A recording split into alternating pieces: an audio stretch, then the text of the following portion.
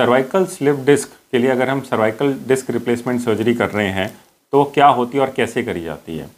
Normally हमारे vertebras या फिर मणकों के बीच में इस तरह से डिस्क होती है।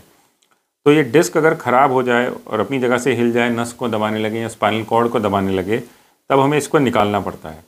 लेकिन यंग पेशेंट्स में जो कि 45 साल से उम्र के में कम हैं, उन पेशेंट्स में अगर हम इस डिस्क को हटा रहे हैं तो हम यहाँ पे केज डालना या फ्यूजन प्रोसीजर प्रेफर नहीं करते। तब हम सर्वाइकल आर्टिफिशियल डिस्क रिप्लेसमेंट करना प्रेफर करते हैं। इस सर्जरी में इस तरह से 2 कंपोनेंट होते हैं जो कि हम वर्टिब्रा की एंड प्लेट यानी कि बोन पे फिक्स कर देते हैं और इनके बीच में इस तरह का एक प्रोस्थेसिस होता है। ये प्रोस्थेसिस आर्टिफिशियल डिस्क की तरह काम करता है। तो आर्टिफिशियल डिस्क रिप्लेसमेंट सर्जरी के फ़ायदे ये हैं कि इससे पेशेंट का नॉर्मल मूवमेंट जो है वो बचा रहता है।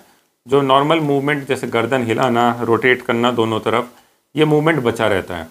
इससे फ़ायदा ये होता है कि जो ऊपर की डिस्क है या नीचे की डिस्क है उसके ख़राब होने के चांसेस कम हो जाते हैं, जो कि अगर हम फ्यूजन सर्जरी करें या जिसमें आर्टिफिशियल डिस्क ना लगाते हुए केज और प्लेट फिक्स कर दें, उससे ये डिस्क ख़राब होने के चांसेस बढ़ते हैं, जिसको कि हम एडजेसेंट सेगमेंट डीजनरेशन कहते हैं।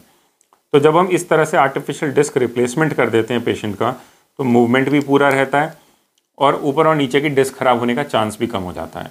तो जो लोग 45 साल से कम हैं, अगर उनको किसी भी कारण से सर्वाइकल स्पाइन की सर्जरी करानी है डिस्क की, तो आर्टिफिशियल डिस्क रिप्लेसमेंट एक बहुत अच्छा ऑप्शन है उनके लिए, ताकि मूवमेंट भी बचा रहे, फ्यूचर में कोई दिक्कत भी ना हो।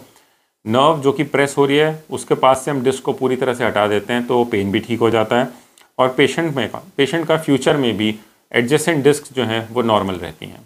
Thank you.